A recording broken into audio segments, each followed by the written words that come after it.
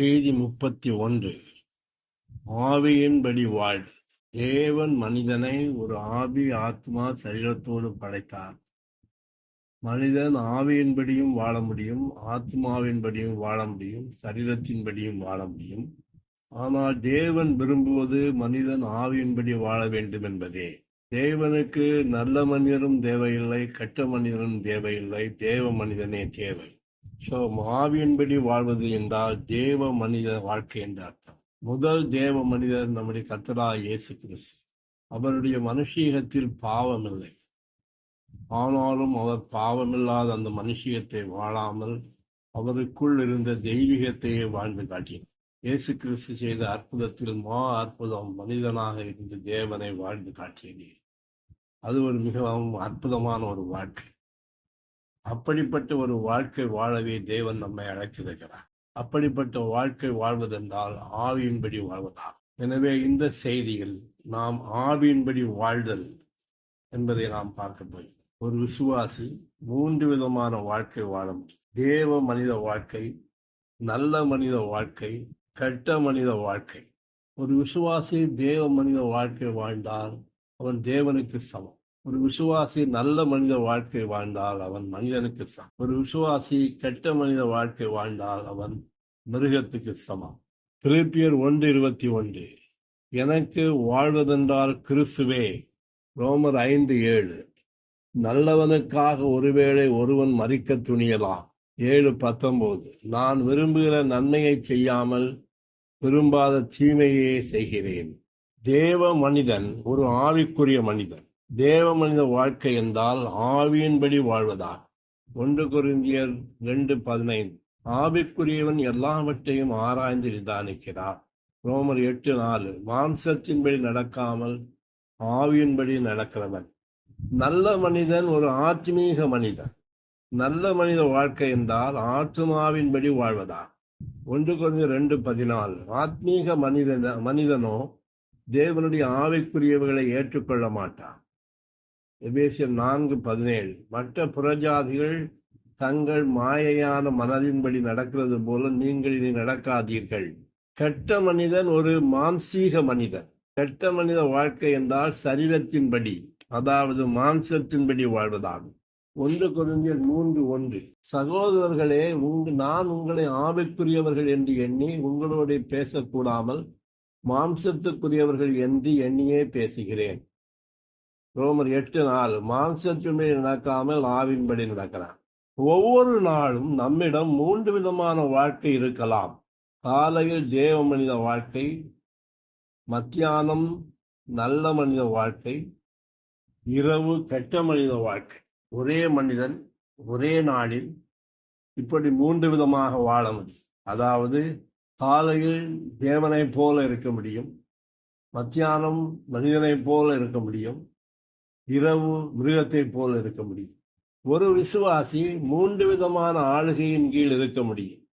ஆவியின் ஆளுகை, மனசாட்சியின் ஆளுகை, மனிதனின் ஆளுகை. ஆவியின் ஆளுகை என்றால் தேவனால் நேரடியாக ஆளப்படுவது. மனசாட்சியின் ஆளுகை என்று சொன்னால் சுய ஆளுகை.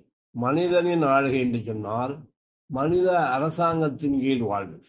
அப்போஸ்தலர் 8:29. ஆவியானவர் நீ போய் அந்த ரதத்துடனே சேர்ந்து கொள் என்று பிலிப்பிடம் சொன்னார்.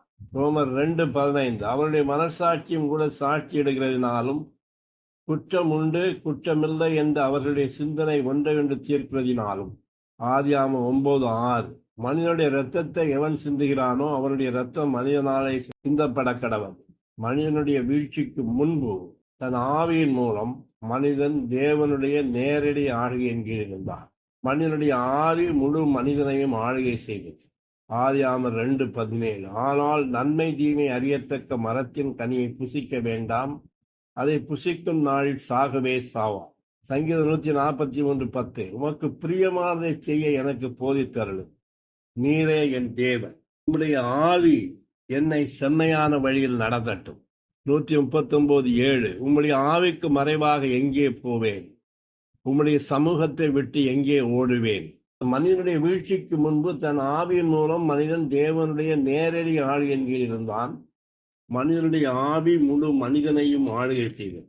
மனிதனுடைய வீழ்ச்சிக்கு பின்பு தேவன் மனிதனை சுய ஆளுகையின் கீழ், அதாவது மனசாட்சியின் ஆளுகையின் கீழ் வைத்தார். ஆதியாகமம் 3:7. அப்போது அவர்கள் இருவருடைய கண்களும் திறக்கப்பட்டது, அவர்கள் தாங்கள் நிர்வாணிகள் என்று அறிந்தார்கள். வசனம் 22. தேவனாகிய கர்த்தர், இதோ மனிதன் நன்மை தீமை அறியத்தக்கவனாய் நம்மில் ஒருவனைப் போல் ஆனான் என்றார்.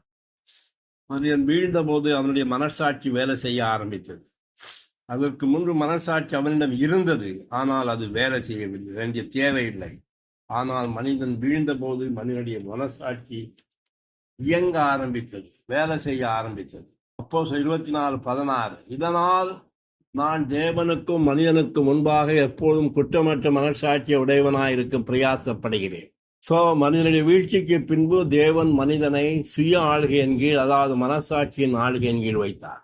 மனிதன் மீண்டும் சுக ஆளுகைக்கு விரோதமாக கலகம் செய்தார். எனவே தேவன் மனிதனை மனிதனின் ஆளுகையின் கீழ் வைத்தார், அதாவது மனித அமைப்பாகிய அரசாங்கத்தின் கீழ் வைத்தார். மனிதன் மீண்டும் சுய ஆளுகைக்கு விரோதமாக கலகம் செய்தான். எனவே தேவன் மனிதனை மனிதனின் ஆளுகையின் கீழ் வைத்தார், அதாவது மனித அமைப்புகளாகிய அரசாங்கத்தின் கீழ் வைத்தார். ரோமர் 13:1. எந்த மனிதனும் மேலான அதிகாரம் உள்ளவர்களுக்கு கீழ்ப்படிய கடவன், ஏனெனில் தேவனால் அன்றி ஒரு அதிகாரமும் இல்லை. உண்டாயிருக்கிற அதிகாரங்கள் தேவனாலேயே நியமிக்கப்பட்டிருக்கிறது. தீத்து 3:1. துரைத்தனங்களுக்கும் அதிகாரங்களுக்கும் கீழ்ப்படிந்து அடங்கியிருங்கள். 1 பேதுரு 2:13. நீங்கள் மனிதனுடைய கட்டளைகளை எல்லாவற்றிற்கும் கர்த்தர் நிமித்தம் கீழ்ப்படியுங்கள். மறுபடி பிறத்தலுக்கு பின்பு விசுவாசியின் வீழ்ச்சியில் இருந்த வழிமுறை திருப்பப்பட வேண்டும். மனித அரச ஆளுகையில் இருந்து சுய ஆளுகைக்கும், சுய ஆளுகையிலிருந்து தேவனுடைய ஆளுகைக்கும் திருப்பப்பட வேண்டும். 1 பேதுரு 1:18. உங்கள் முன்னோர்களால் பாரம்பரியமாய் நீங்கள் அனுசரித்து வந்த வீணான நடத்தையிலிருந்து மீட்கப்பட்டீர்கள் என்று அறிந்திருக்கிறீர்கள். எபேசியர் 4:17. மற்ற புறஜாதிகள் தங்கள் மாயையான மனதின்படி நடக்கிறது போல நீங்கள் இனி நடக்காதீர்கள். 2 கொரிந்தியர் 1:12. தேவனுடைய கிருபையினால் நாங்கள் உலகத்திலேயும் விசேஷமாக உங்களிடத்திலேயும் கட்டாயமில்லாமல் திவ்ய உண்மையோடு நடக்கிறோம் என்று எங்களது மனது எங்களுக்கு சொல்லும் சாட்சியே எங்கள் புகழ்ச்சியாயிருக்கிறது. அப்போஸ்தலர் 16:7. மீசியா தேசம் மட்டும் வந்து மித்தினியா நாட்டுக்கு போக பிரயத்தனம் பண்ணினார்கள், ஆவியானவரோ அவர்களை போக விட்டாதிருந்தார். கொலோசியர் 2:6. நீங்கள் கர்த்தராகிய இயேசு கிறிஸ்துவை ஏற்றுக்கொண்டபடியே அவருக்குள் நடந்து கொள்ளுங்கள். மனிதனுடைய ஆளுகையிலிருந்து ஒரு விசுவாசி மனசாட்சியின் ஆளுகைக்கு, அதாவது சுய ஆளுகைக்கு திருப்பி கொண்டு வரப்பட வேண்டும். எபிரேயர் 3:18. எங்களுக்காக வேண்டிக் கொள்ளுங்கள். நாங்கள் நல்மனசாட்சி உள்ளவர்களாய் எல்லாவற்றிலும் யோக்கியமாய் நடக்க விரும்புகிறோம் என்று நிச்சயித்திருக்கிறோம். 1 பேதுரு 3:16. கிறிஸ்துவுக்கேற்ற உங்கள் நல்ல நடக்கை தூசிக்கிறவர்கள் உங்களை அக்கிரமக்காரர் என்று உங்களுக்கு விரோதமாக சொல்லுகிற விஷயத்தில் வெட்கப்படும்படி நல் மனசாட்சி உடையவர்களாயிருங்கள். சுய ஆளுகைக்கு கொண்டு வரப்பட்ட பிறகு சுய ஆளுகையிலேயே அவன் திருப்தி அடைந்து விடக்கூடாது, அதுக்கு அடுத்தபடிக்கு செல்ல வேண்டும். சுய ஆளுகையிலிருந்து ஒரு விசுவாசி தேவனுடைய ஆளுகைக்கு, அதாவது ஆவியின் ஆளுகைக்கு கொண்டு வரப்பட வேண்டும். 1 பேதுரு 4:6. மனிதர்களின்படி மாம்சத்தில் நியாயம் தீர்க்கப்பட்டாலும் தேவனின்படி ஆவியில் வாழலாம். ரோமர் 8:14. தேவனுடைய ஆவியினால் நடத்தப்படுகிறார்களோ அவர்கள் தேவனுடைய குமாரர்களாயிருக்கிறார்கள். கலாத்தியர் 5:18. ஆவியினால் நடத்தப்படுவீர்களானால் நீங்கள் நியாயப்பிரமாணத்திற்கு கீழ்ப்பட்டவர்கள் அல்ல. மனிதனுடைய ஆளுகையிலிருந்து நேரடியாக அவன் தேவனுடைய ஆளுகைக்கு கொண்டு வரப்பட முடியாது. ஏனால் அவன் வீழ்ந்து போன போது தேவனுடைய ஆளுகையில் இருந்து மனசாட்சியின் ஆளுகைக்குள் வந்து அதன் பின்புதான் மனிதனுடைய ஆளுகைக்கு கொண்டு வரப்படுகிறான். எனவே திருப்பப்படும் போது மனிதனுடைய ஆளுகையிலிருந்து மனசாட்சியின் ஆளுகைக்கு வர வேண்டும், மனசாட்சியின் ஆளுகையிலிருந்து தேவனுடைய நேரடி ஆளுகைக்கு வர வேண்டும். ஆனால் அநேக கிறிஸ்தவர்களிடத்தில் என்ன நடக்கிறது என்று சொன்னால், மனிதனுடைய ஆளுகையிலிருந்து மனசாட்சியின் ஆளுகைக்கு கொண்டு வரப்பட்ட பின் அவர்கள் அங்கேயே நிலைத்து விடுகிறார்கள். அதிலிருந்து தேவனுடைய நேரடி ஆளுகைக்குள் வருவதில்லை. ஆனால் மனசாட்சியின் ஆளுகையின் கீழ் மட்டும் வாழ்ந்தால் போதாது, நாம் தேவனுடைய ஆளுகைக்கு கொண்டு வரப்பட வேண்டும். நாம் நம் ஆவியின்படி வாழ வேண்டும். கலாத்தியர் 5:25. நாம் ஆவியினால் வாழ்ந்திருந்தால் ஆவிக்கேற்றபடி நடக்கவும் வேண்டும். ரோமர் 8:4 மாம்சத்தின்படி நடவாமல் ஆவியின்படி நடக்கிறோம். 1 கொரிந்தியர் 2:15 ஆவிக்குரியவன் எல்லாவற்றையும் ஆராய்ந்து நிதானிக்கிறான். ஆவியின்படி வாழ்வது ஒரு தேவ மனித வாழ்க்கையாகும். கலாத்தியர் 5:16 ஆவிக்கேற்றபடி நடந்து கொள்ளுங்கள், அப்போது மாம்ச இச்சையை நிறைவேற்றாதிருப்பீர்கள். ரோமர் 8:5 ஆவியின்படி நடக்கிறவர்கள் ஆவிக்குரியவர்களை சிந்திக்கிறார்கள். நம்மிடம் ஒரே ஒரு வாழ்க்கை மட்டுமே இருக்க வேண்டும், அது தேவ மனித வாழ்க்கையாக இருக்க வேண்டும். நாள் முழுவதும் இந்த வாழ்க்கையை நாம் வாழ வேண்டும். காலையில் தேவ மனித வாழ்க்கை வாழ வேண்டும், மத்தியானம் தேவ மனித வாழ்க்கை வேண்டும், இரவும் தேவ மனித வாழ்க்கை வாழ வேண்டும். நாள் முழுவதும் தேவ மனித வாழ்க்கையை வாழ வேண்டும். ரோமர் 8:12-13 சகோதரர்களே, மாம்சத்தின்படி வாழ்வதற்கு நாம் மாம்சத்திற்கு கடனாளிகள் அல்ல. மாம்சத்தினில் வாழ்ந்தால் சாவீர்கள், ஆவியினாலே சரீரத்தின் செயல்களை அழித்தால் வாழ்வீர்கள். 1 பேதுரு 4:6 மனிதர்களின்படி மாம்சத்துக்குரியவர்கள் நியாயந்தீர்க்கப்பட்டிருந்தாலும் தேவன்படி ஆவியில் வாழலாம்.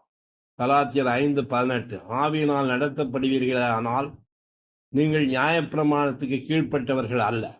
ஒரு குடும்பத்தை எடுத்துக்கொண்டால் தகப்பனார் தலைவராக இருக்கிறார், தகப்பனாருக்கு எல்லாரும் பணிந்தடங்க வேண்டும். ஒரு ராஜ்யத்தை, ஒரு நாட்டை எடுத்துக்கொண்டு கொண்டால் அங்கு பிரதம மந்திரி இருக்கிறார், அவருக்கு அந்த நாடு கீழ்ப்படிய வேண்டும். இப்படியாக மனித அரசாங்கத்தின் கீழ் மனிதன் தள்ளப்பட்டான். மறுபடி பிறத்தலுக்கு பின்பு விசுவாசியின் வீழ்ச்சியின் இந்த வழிமுறை திருப்பப்பட வேண்டும், ஆவியின் ஆளுகைக்கு கொண்டு வரப்பட வேண்டும். நமக்கு நாள் முழுவதும் ஒரே ஒரு வாழ்க்கை தான் இருக்க வேண்டும், அது ஆவியின்படி வாழும் வாழ்க்கை, அது தேவ மனித வாழ்க்கை. காலையிலும் ஆவியின்படி வாழ வேண்டும், மத்தியானமும் ஆவியின்படி வாழ வேண்டும், இரவும் வாழும், நாள் முழுவதும் ஆவியின்படியே வாழ வேண்டும். நம்முடைய கர்த்தராகிய இயேசு கிறிஸ்து தான் இப்படிப்பட்ட ஒரு வாழ்க்கை வாழ நம் நபரை தேவ மனிதனாக மாற்றுவாராக. ஹல்லேலூயா, பிரைஸ் தி லார்ட்.